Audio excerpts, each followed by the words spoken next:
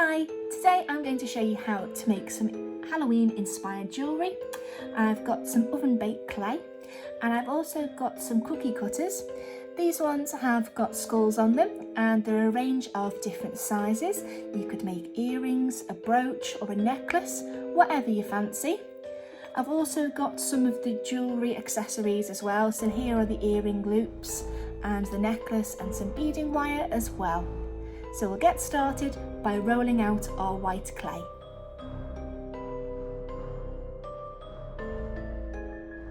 Once you've rolled your clay out, just take your first cutter.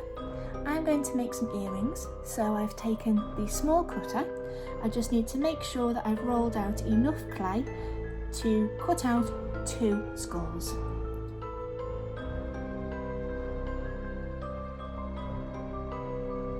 What you can also do on your cutter, if you want to make it a bit more colourful, you can take a small amount of different coloured clay to add to the different features on the cutter. So you could add red to the eyes, blue to the nose, purple to the mouth, and you could do a little decoration on the top and make a sugar skull if you want to.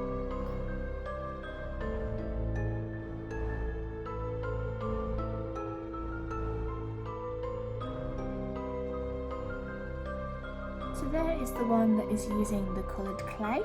Your other option is to wait until you have baked the white skulls, and then you can also use different coloured paint pens to decorate the skulls if you want to.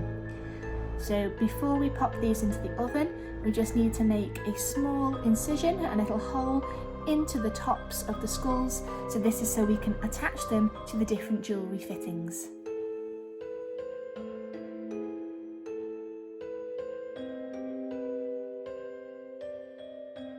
It's time to pop them into the oven to bake. You'll find the different temperatures depending on what clay you've used. Mine are going in the oven for 30 minutes.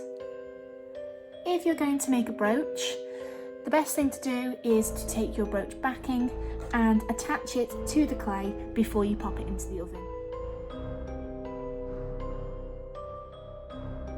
Once your creations have cooled, you can now attach all your fittings, so you can make your earrings and your necklace by threading them through the little holes that you've made in the top. For the earrings, you just want to trim off 2 equal lengths of the beading wire, thread it through one of your earrings, and then you can take your earring fitting and secure it in place.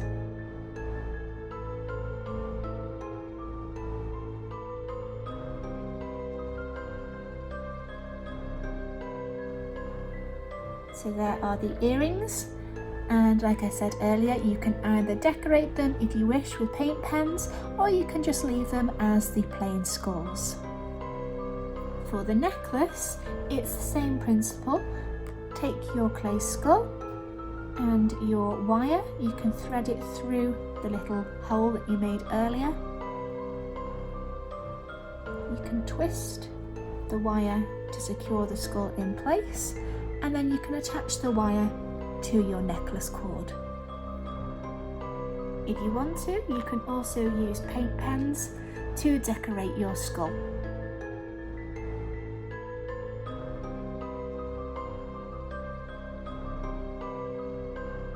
And here is the finished set. We've got the brooch, the earrings and the necklace, all with added detail using the paint pens. I hope you have fun crafting and happy Halloween!